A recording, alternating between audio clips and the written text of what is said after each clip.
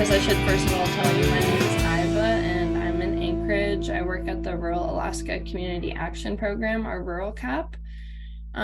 So yeah, just welcoming everyone into this space. And I want to acknowledge that we at Rural CAP are on the lands of Dena'ina people. So just acknowledging the place-based knowledge and land stewardship of Indigenous peoples throughout Alaska, and how important that is for all of our food systems. And so as we talk about other different approaches to making sustainable food systems in Alaska, just always keeping that in mind as the basis for all of our success going forward. So I will pass it off here pretty soon to Max and Rosanna, and I will let y'all introduce yourselves to talk about hydroponics. Max, do you want to introduce yourself first? Thank you. Sure. Thank you, Eva. Yeah, my name is Max Lyons, and I am the project and marketing coordinator with CALI, which is the Kodiak Archipelago Leadership Institute. So we're based here in the town of Kodiak on Kodiak Island, but we work with all the coastal communities around the Kodiak Archipelago region to work on long-term sustainability, for all our communities that are of Alutiiq heritage. So got various projects, and hydroponics is one of them. Studied environmental studies over in Minnesota and just recently graduated. So excited to be here and talk about it with you guys today. Thanks, Max. Rosanna, would you like to introduce yourself? Yes. Hi, everybody. I'm Rosanna McInnes, and I have a little market farm in Seldovia. And I, too, have a goal of working on local food security and sustainability. And so in the last year, was able to get a hydroponic farm started as part of an effort to have year-round food in Seldovia. So we are on a learning curve here, but I have lots to share with you today. Hopefully you can learn from some of the things that I did wrong along the way, and I'm happy to be here also. Oh yeah, I'm so happy that both of you can be here.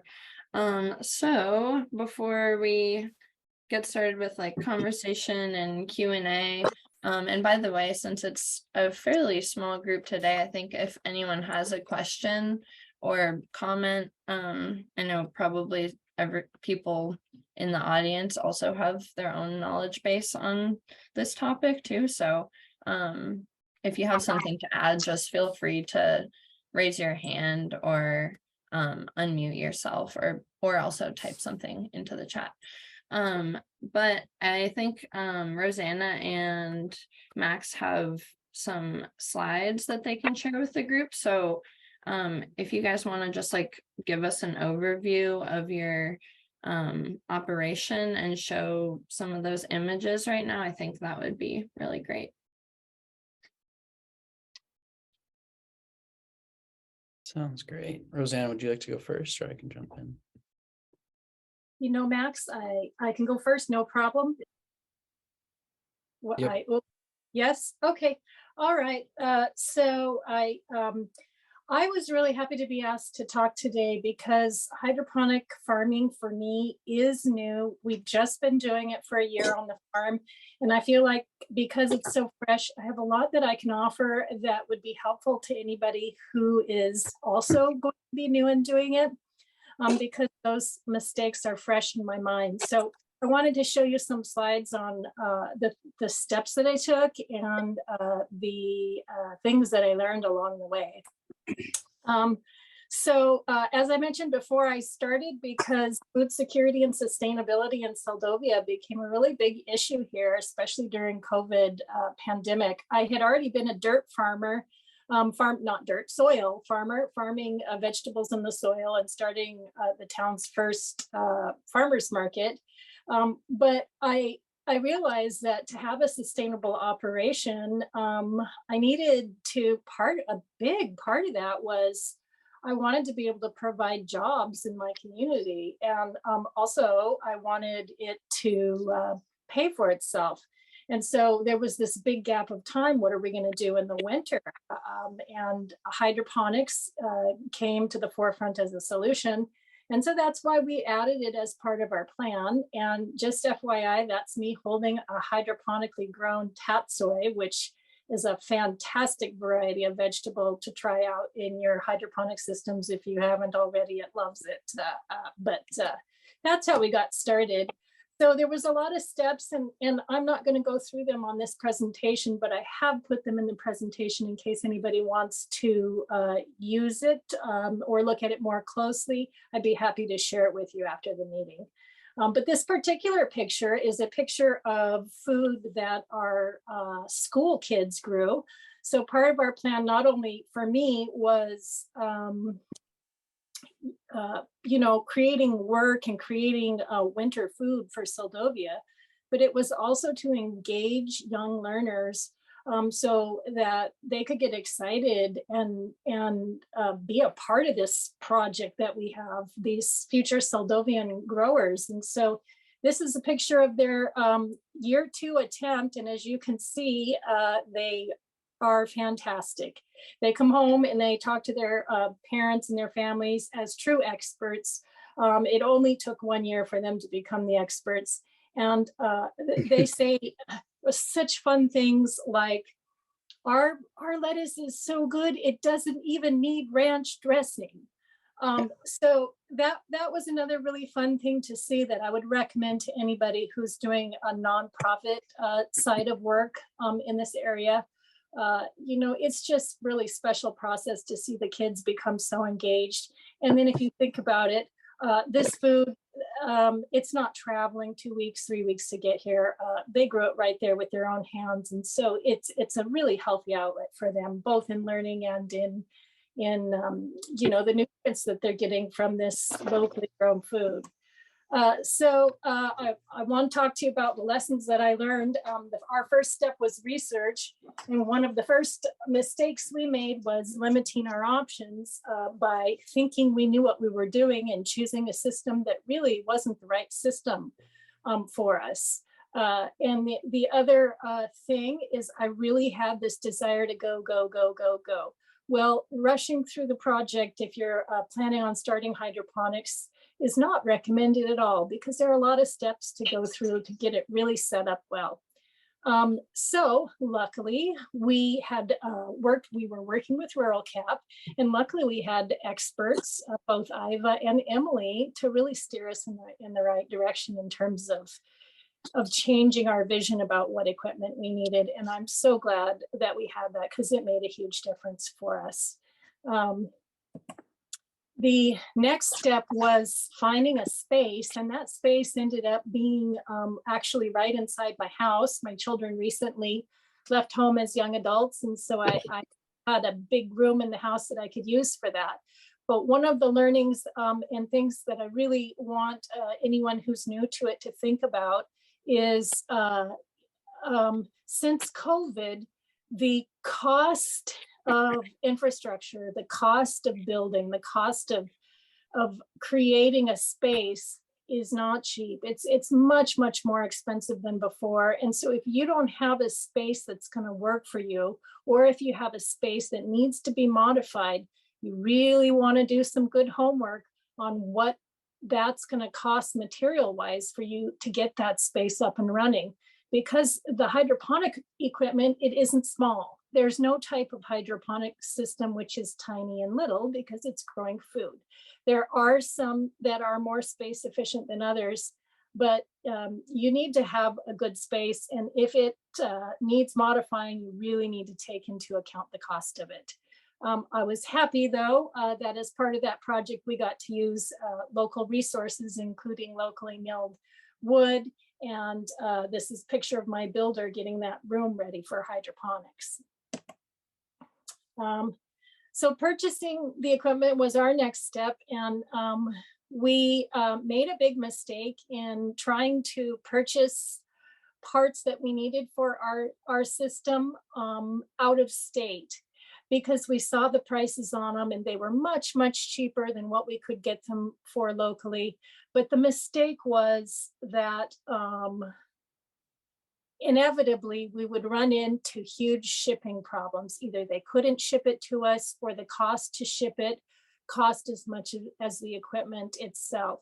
So I really want to just say to anybody who's considering this, it is worth it to have a local supplier. You may see that the prices are more expensive than elsewhere, and you may be tempted to get some of your stuff elsewhere. But the bottom line is that these local suppliers, they already know how to use their networks to get equipment to Alaska. And just a moment, I'm sorry about the barking dogs. And I think it's worth every extra penny and dollar that you spend on buying that stuff locally, so you can get their expertise along the way.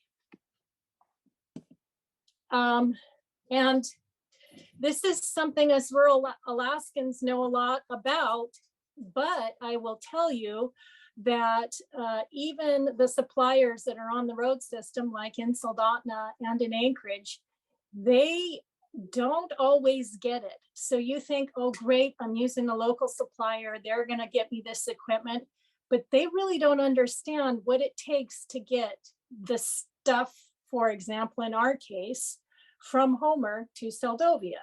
Well, Seldovia is off the road, just like Kodiak is. And so you can't just drive your pickup truck to the store and get the stuff and then unload it. You've got to carefully plan. And so what I found was that it's a good idea to expect your local suppliers not to know how to get stuff to your community. In other words, you need to advocate for yourself, and you need to say, hey, this is how we do it, or these are the shippers, or this is a local freight company that can bring it in for you. Because just because they're from Alaska doesn't mean they always know better than you do on how to get it there. So that was a big learning. And the other learning is that we continue to experience supply chain issues, which for some of the parts that you might need for your systems can cause delays in shipping. So parts that you think you might get in a couple of weeks might actually take a month or 2 months to get to you.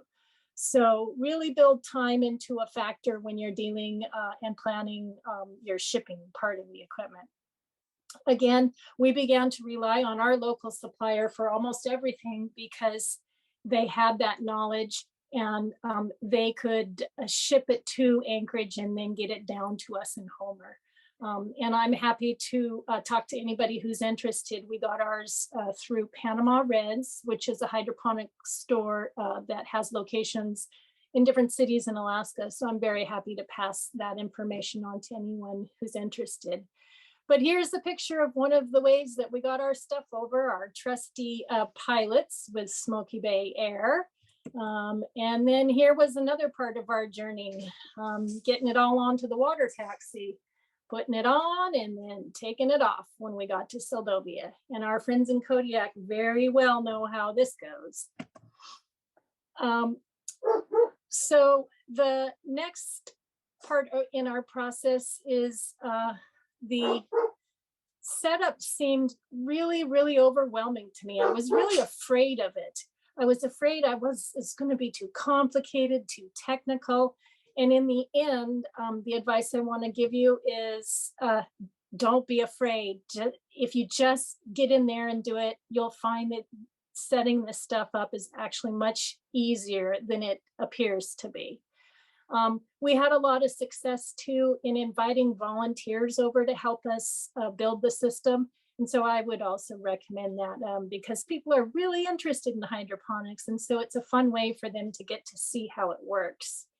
And here's a picture of a father and son. The father is a great local gardener. He brought his son to help build the system. And his son is one of the children in the class that grew that beautiful lettuce. And I can tell you for sure, he knows what he's doing. There's volunteers hanging lights, and there's father and son after they got our system set up. Our system is 4x8 growing tables. It's called an ebb and flow system. There are many, many types of systems that you can use to grow hydroponically, but this was the one we chose because we were limited in terms of space. We couldn't do the towers because they were too tall to fit into the room. I would also say, while I'm looking at this picture, one of the things that comes to my mind is how important the lights are for the system. In fact, the lights are your number one consideration. You really, really want to do your homework and get the very best lights that you can. It will make all the difference in the world. And they're, even in the last year, they're developing new products. And one of our mistakes here was this particular lighting system that we invested in. Actually, there turned out to be something that was much more energy efficient. And except for the suppliers at the time couldn't figure out how to get them to Alaska. So we ended up with these to get our system going, but in retrospect, would have probably been worth the wait to figure out how to get the other lights in, which were literally half the consumption of electricity as these ones here, even though these are LEDs.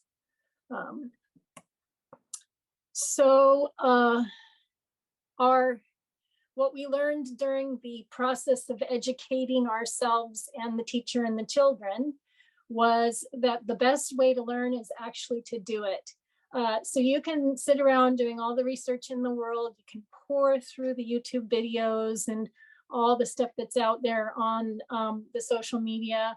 But in the end, the number one way to learn how to grow hydroponically is to do it. At least it was for us.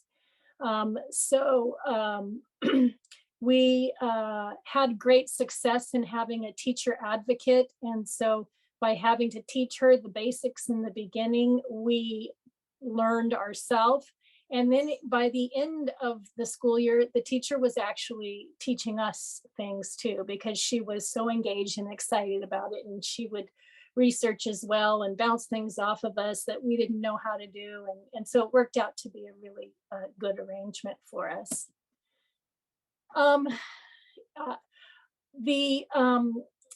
Sometimes you need advice because it can get scary. Something can happen to your plants and it gets scary.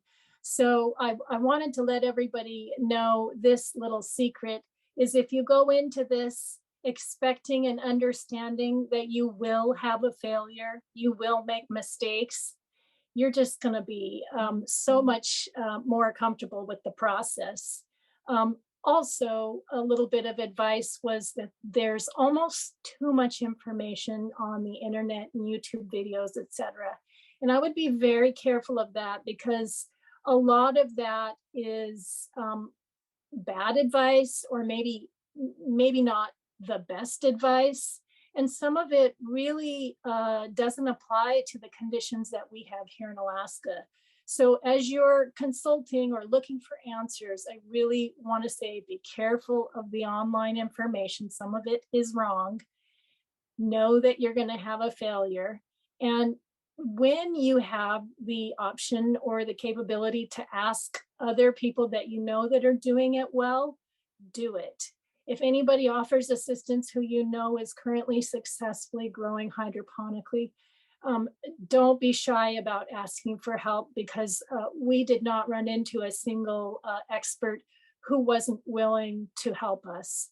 And I wanted to take a moment to point out that our project actually had a little funding in it for a consultant. If you're doing a nonprofit project, I would say it's a very, very smart idea to build that into any grant or projects that you've got going on. If you're brand new at it, it's well worth it to have somebody who can help you along the way. And this is a picture of something where the school teacher, these plants are maybe in the table a couple of weeks, and they developed a root rot, and you can see the roots are brown there. And so we were able to call our consultant right away, and he was on his way to pick up his kids from school, and he just calmly talked to us. He said, it's not the end of the world. And we ended up doing a few fixes after talking to him, one which was oxygenating the water a little better, and the other one which was adding a little bit of hydrogen peroxide, which is not always the best course. But in this case, it worked, and the kids' plants bounced back through this root rot scare just fine. And it was because we had somebody trusted that we could get that advice from. Some mistakes we made during the growing phase is attempting to grow too many varieties at once. So if you're new to the hydroponic system, make your life easy and just be simple with a few varieties.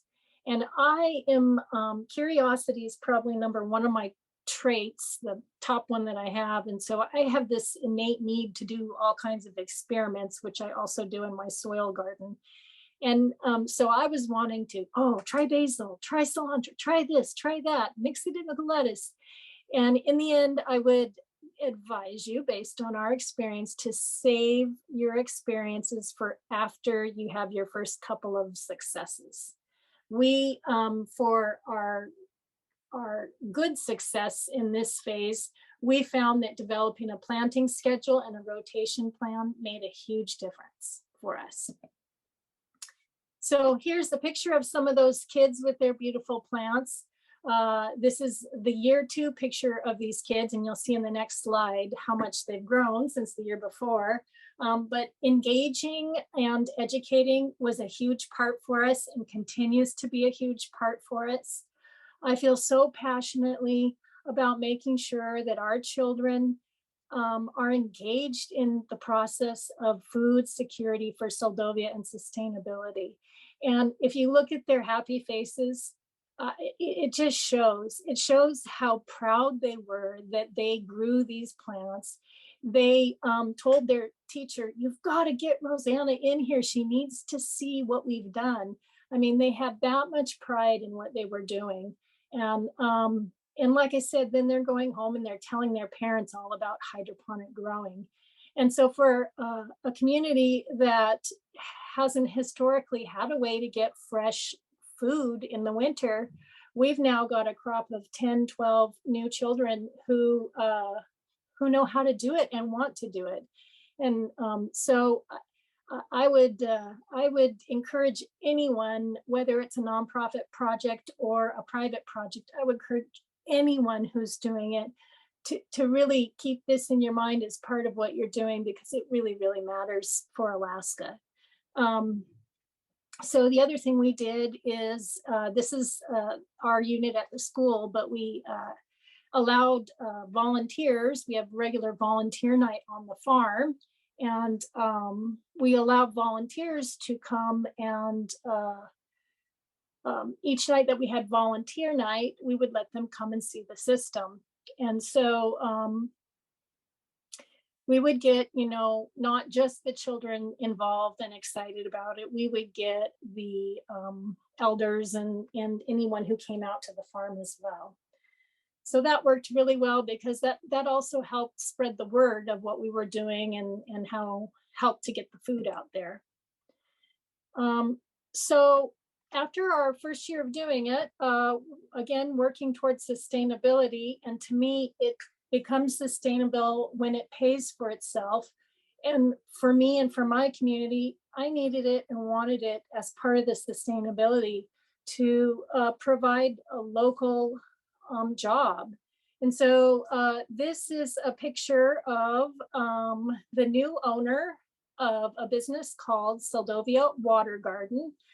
He is leasing the equipment under my tutelage and my guidance. And it has been growing food for Seldovia using 2 tables. That's just 2 4-foot by 8-foot tables for the winter here. And he's continuing our plan to feed elders. So basically, this system and this rotation plan provides the community with 72 heads of lettuce a week. Again, this is just 2 4-by-8 tables. He sells the lettuce to the community, and then whatever he has left over in the harvest, he donates it to our city senior meals program. And so we in this whole operation, which I'm quite proud of, we have a new business in the community. We have a new business owner. We have someone who's making money off of it, but also feeding the elders, and that felt really good. And just you know, what can he make with 2 tables and 72 heads of lettuce? We're still measuring that and watching that. But so far he's averaging about $800 a month on it. That's before expenses. So it's not a lot of money, but with just 2 tables going and a very short amount of hours that he has to invest each week, you know, it's a good return. And that's $800 more than he had before. And $800 can do a lot towards heating fuel and rent and groceries. So that didn't make me feel good when I talk about that. So I wanted to just close it out by telling you we're not done yet. We've only just begun.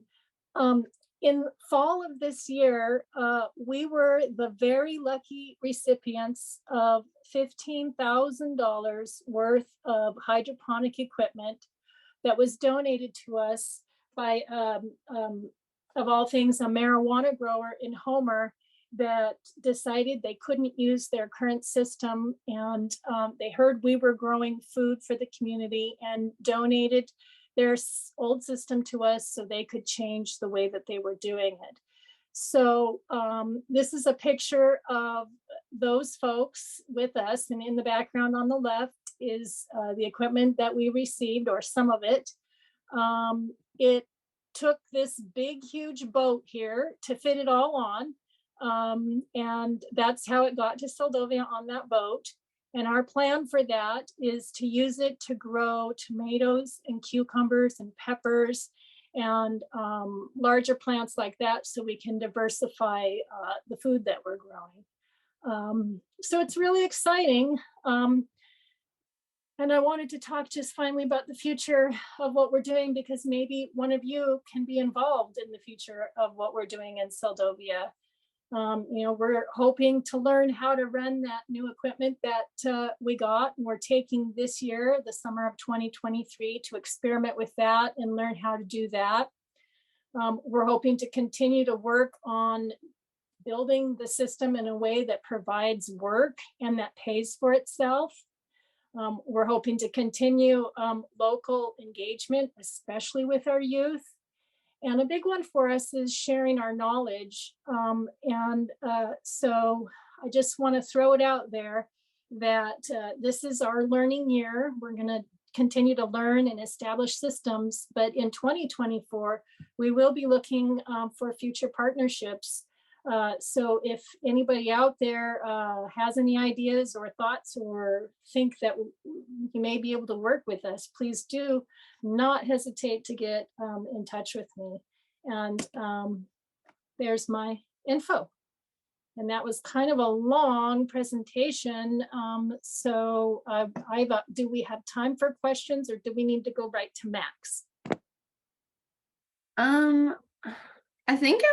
I guess it would make sense, maybe if anyone has a burning question they want to ask right now, then we can do that, but otherwise maybe let's just move on to Max and then do like more of a conversation questions after that. Thank you so much for that presentation. That was really awesome to see the whole journey laid out there. You're welcome, and I'm gonna turn the screen back over to you. Okay, cool. Thank you. Okay. Did I turn it off yet?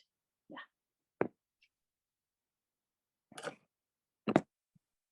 Max, are you able to share your screen too? Yeah, you I'll need jump in. I'll just leave it a little pause in case anybody had a burning question. Thank you, Rosanna. That was incredible presentation. Hard to follow that up. but I loved all the details, a lot of things you went through. There were so many similarities with regards to, successes and challenges that we've faced. And I guess a little disclaimer, yeah, so I've only spent maybe 3 summers farming, doing soil farming up here on Kodiak. Moved here about a year ago, but now I'm doing more administrative work and getting to help out a network of farms with regards to equipment and training and whatnot. So I still get to jump in, get my hands dirty and help out, but not doing as much hands-on farming as I'd love to at the present moment, hopefully more this summer. And I have a little hydroponics in my living room, so I get to do that every day. But Cody, I'll tell you too about the Kodiak Archipelago Leadership Institute. So we're just a small nonprofit, 2 full-time and 2 part-time staff.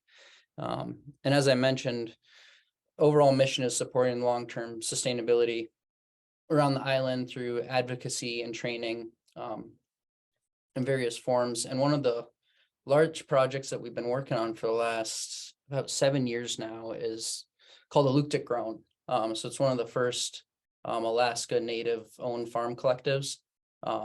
So developing, right now we have 5 farms around the Kodiak region.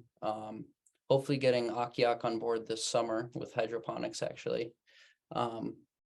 But started with soil farming and getting some grants with USDA to build out the soil farms and high tunnels.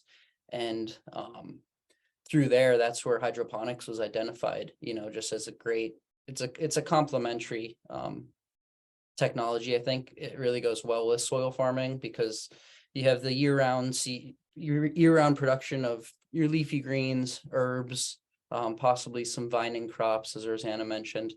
But then even in the summertime, we have farms that are utilizing less bed space to grow heads of lettuce, and they can put in maybe more tomato plants because they have their hydroponic system running.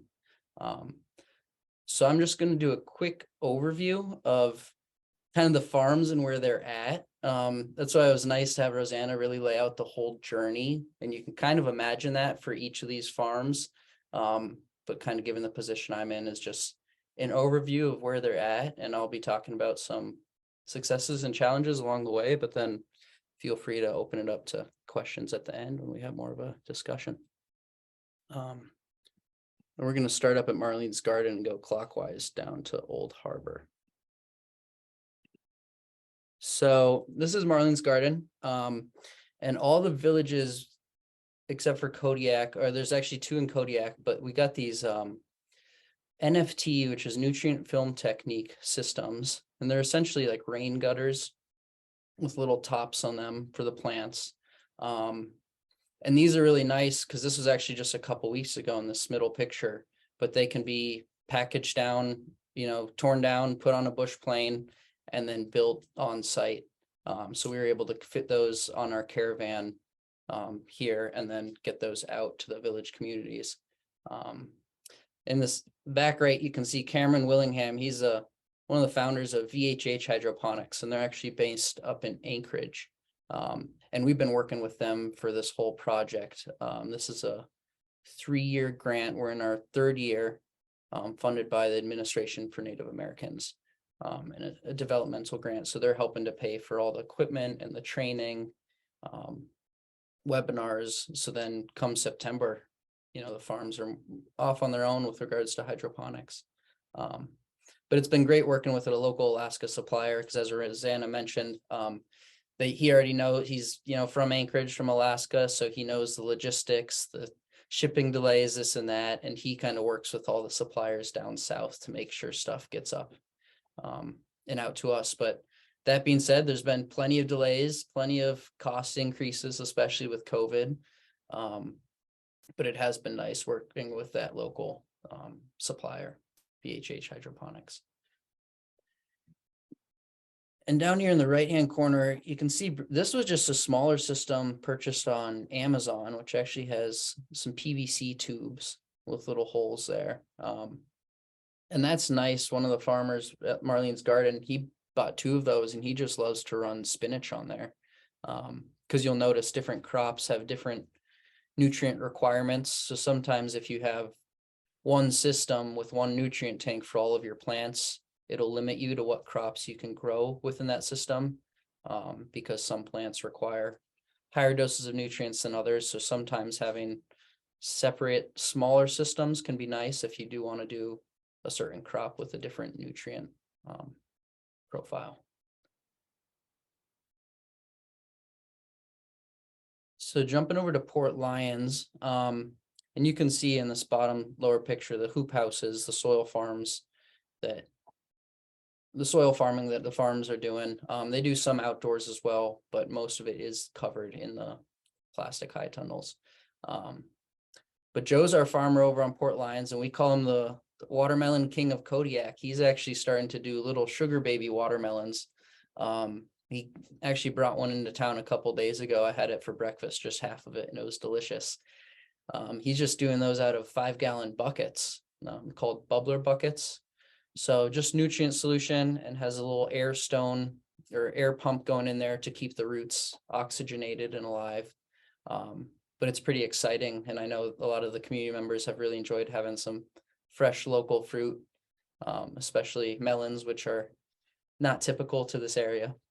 And something else I wanted to mention, that we actually just yesterday had a Caesar salad workshop, or Caesar salad social, I should say, and doing a pesto workshop in Alutiiq on Thursday.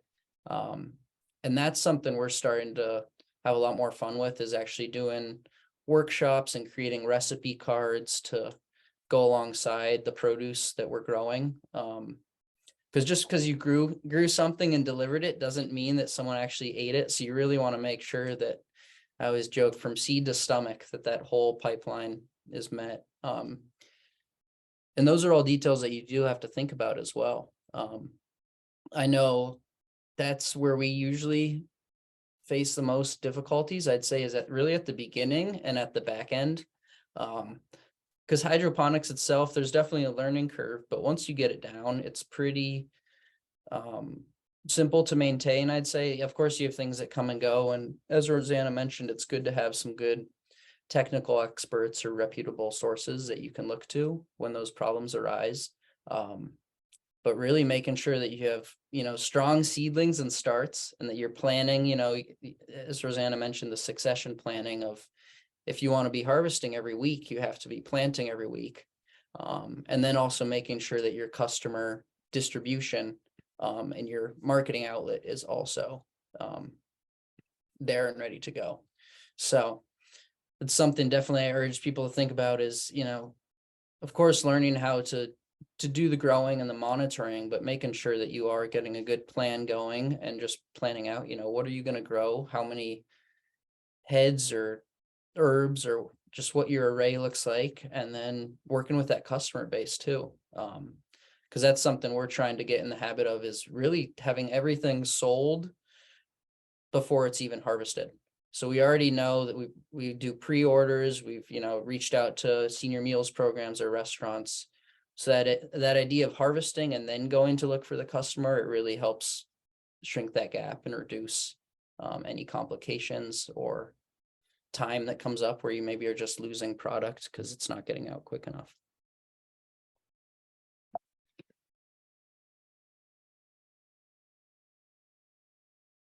So this is over in Alutiiq. And on the right side, that was a picture of the system you guys saw in Marlene's garden.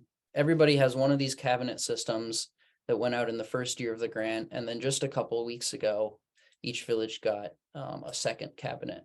So each of these cabinets can grow 115 heads or 115 plants. So now having two, they have 230. And it's nice because they can be alternated. You could be harvesting one every other week, or even trying to get a partial harvest every week. But Alutiiq's done a great job of trying to get the youth involved and the kids at the school to come up and really help with the planting and the harvesting, doing some monitoring, but really more that beginning of life and end of life portion. So something that not all the villages have a big school or a large community of young folks, but for those that do, it's definitely something we're working to integrate more and more with the farm.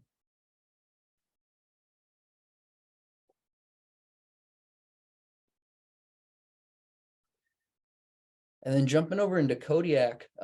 So as I previously mentioned, each village has 2 of the cabinet systems throughout, which is nice because that goes year round, complements the soil farms, is really the main form of production in the winter, unless any root crops were stored. But here in Kodiak, we were able to get a larger containerized growing system. Still working with VHH hydroponics, but this container is actually able to grow 1,800 plants. So we're working to do a harvest of 300 to 400 plants every week. And right now we're starting with tribal elders, tribal households, and then the greater Kodiak community. Because as I mentioned, the majority of these farms are tribally owned. One or two are owned by the city, but none are owned by individuals themselves. So that's kind of how we've been structuring our distribution model. But this has been an incredible opportunity to really increase our consistency of production. There's definitely been a big learning curve, and we're still building the farm and learning how the system works, of course.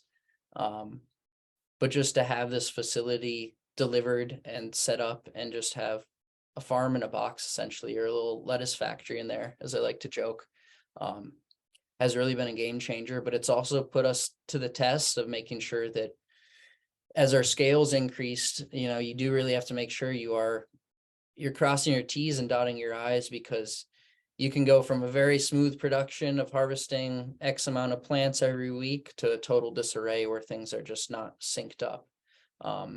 So it definitely takes some behind the scenes planning and just researching.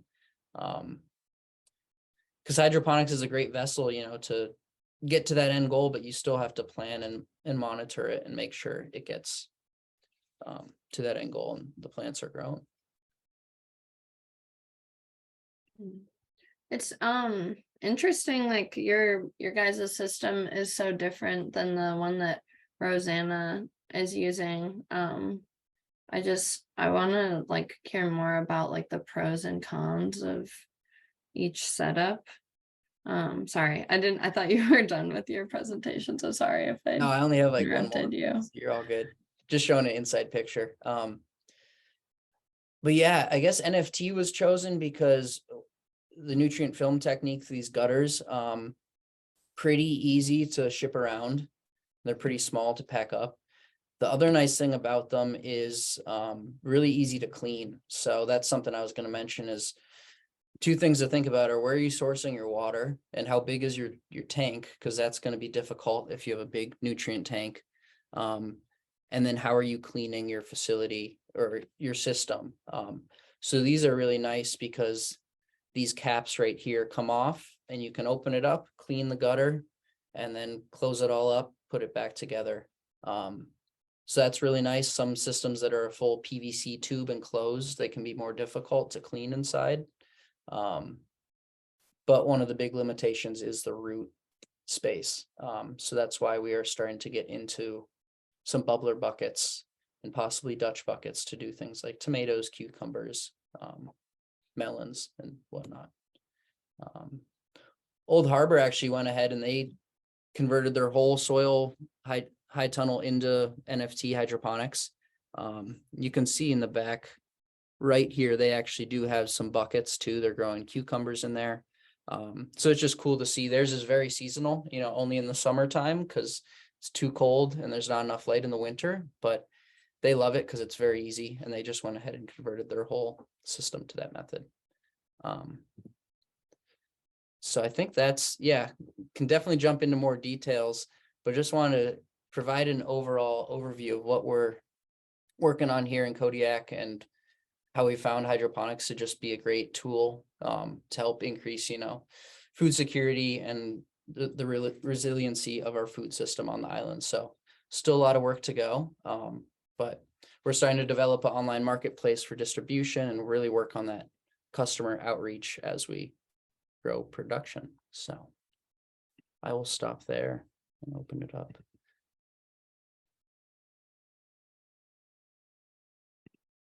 Oh, that was so cool. I love seeing all the photos, like looks really productive.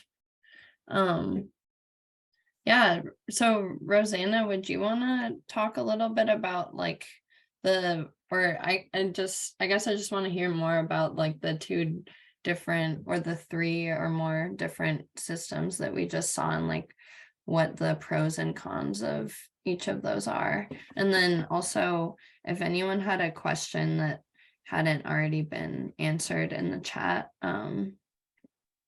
yeah, if you want to just unmute or raise your hand and ask that.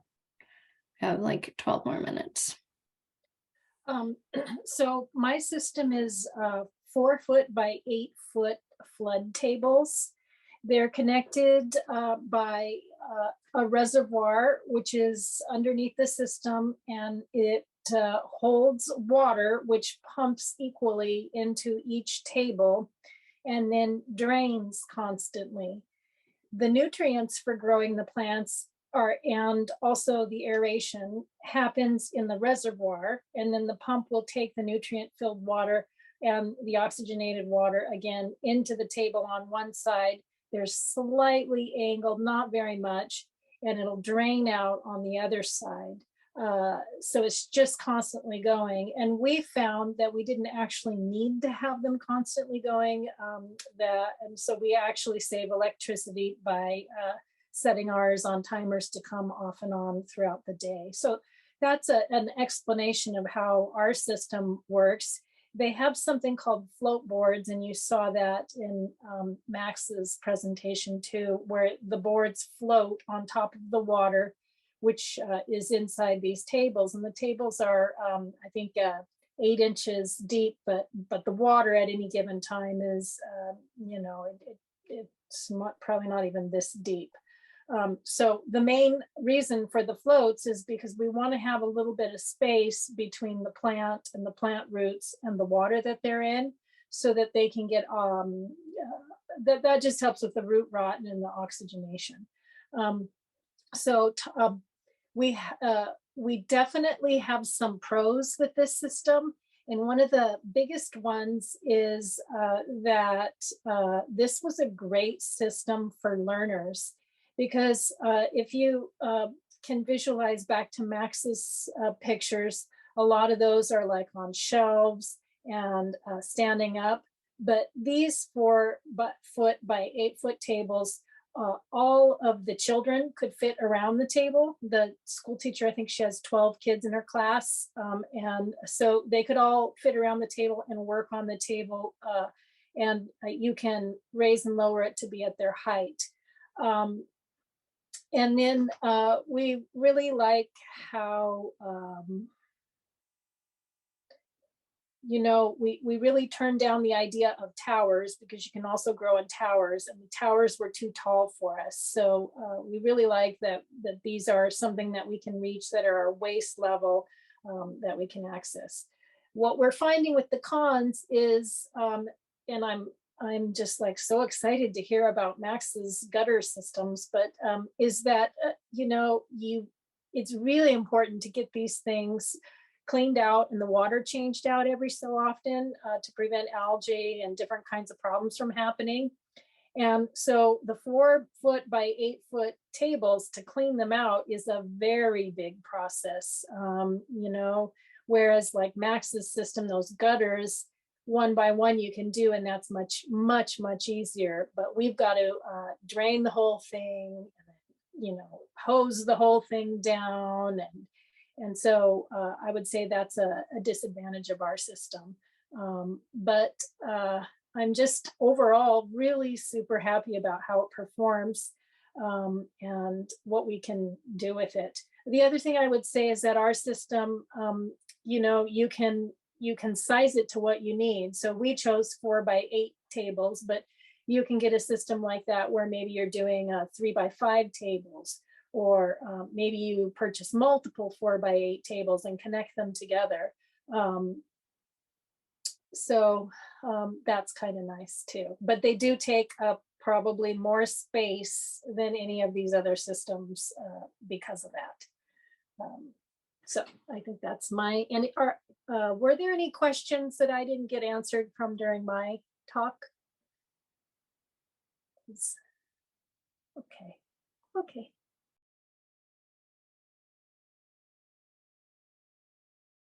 Yeah, your system definitely looked very interesting. I'd love to play around with the full table system. And that's what's hard. It's like there's so many different ways. It's just how do you get the water to the plant roots? And the way that you design, and you got to have oxygen, of course, and moving, but there's so many different ways that you can design that. And that's something I did forget to mention is we have a couple villages here, that are all on generator power. So that idea of if you have power outages or not consistent power with regards to both your light source or your water and your pumps going out, that can be an issue if it's for a prolonged period of time.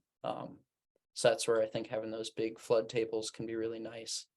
And at the end of the day, the plants that you're growing and how big their roots are going to be.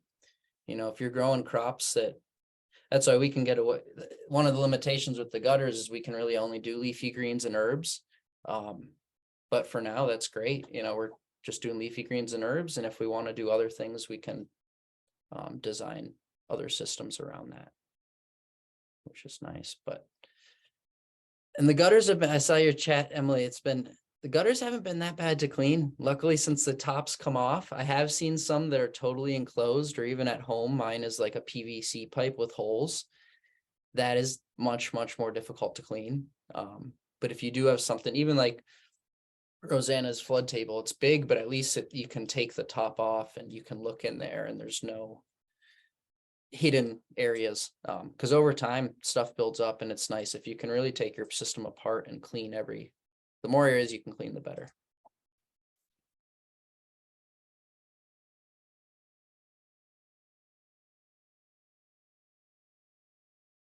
Does anyone have any questions? Got like 5 minutes left. I think Savannah had a question about your system. Savannah, do you want to ask? Hi, yeah, he answered it in the chat actually, but it might have been a direct message. I was just asking about the system that he purchased through VHH.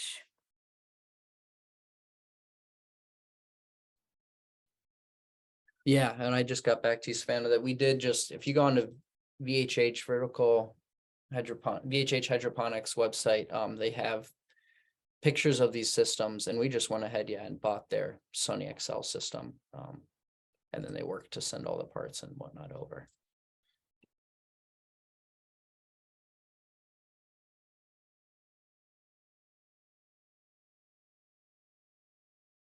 I do have one more question for Max specifically, but when you were setting up the hydroponics and all those different communities, was it difficult to find community partners that were interested in upkeeping it? Because I would imagine you really need at least one person on the ground who's really committed to it. Was that difficult to find and maintain?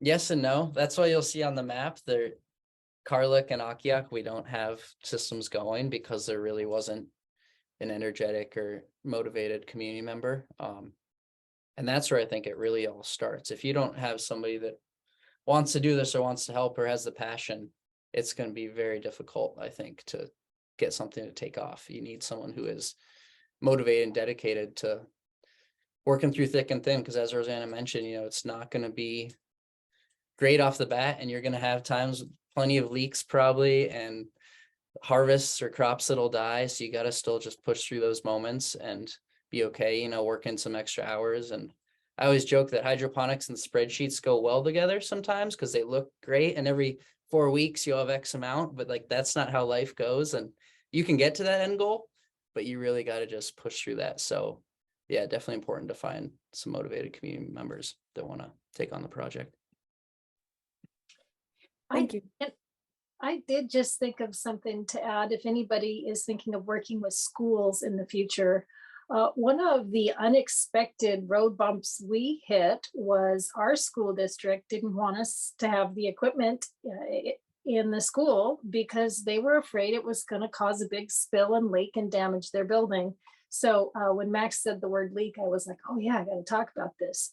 And so it took some urging and some champions to convince the district maintenance and facilities fellow that we really could do this system and it was going to be okay. And we did have to put spill mitigations in place. which ended up being quite simple, a tarp on the floor surrounded by some 2x4s to hold the water.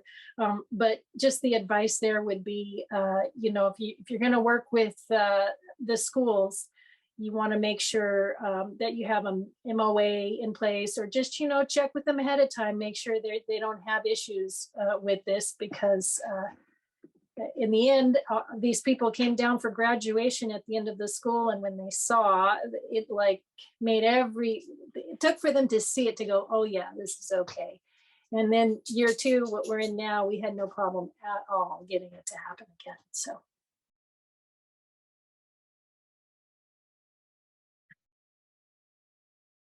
Oh, cool. Max put his contact in the chat for anyone who's wants to reach out. And I think we're almost done here, but I just wanted to share that Rural Cap has a grant opportunity coming up. It'll be released on May 1st. It's broadly like for COVID health equity. That's where the funding came from the state. But one of the subcategories is food security. So if anyone is interested in that, I put a couple of files in the chat, and then also if you want to subscribe to our newsletter, we'll send it out through that too. And the information for that is on the Tribes Extension website, which I will put in the chat as well. Cool. Yeah, so thank you so much, Rosanna and Max. That was really great. I think I'll close it out so far. Oh, Sharon said, do you know of any that are truly off-grid and working through solar, wind, or alternative electric systems? I have to pop off. I just want to say thank you so much to Rosanna and Max. And I am working on a rural hydroponic system in Lyons. But I'm putting my email in the chat. I would love to connect. Maybe we can swap visits or something. But thanks for all the information. Well, good to see you, Kaylee. Likewise, Iva. Yeah.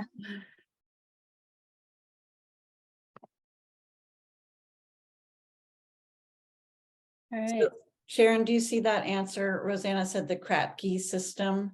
And if you go on YouTube and look up Kratky, you'll be occupied for hours. And that's basically like just a bucket or a jar with water in it.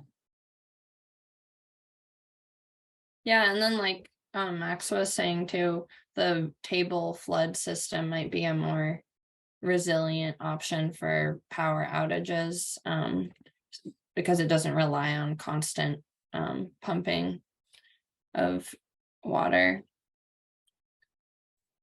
Yeah, that would probably be your most off grid if you did bucket or something with an air stone and use sunlight or flood table. Yeah. Just keeping oxygen in the air at the end of the day. If that was your only electrical cost, you could get away with that. But I don't know how you do the lights. That'd be a hard one. All right. Thank you, everyone. Thank you, Max and Rosanna. Thank you, guys. Appreciate you.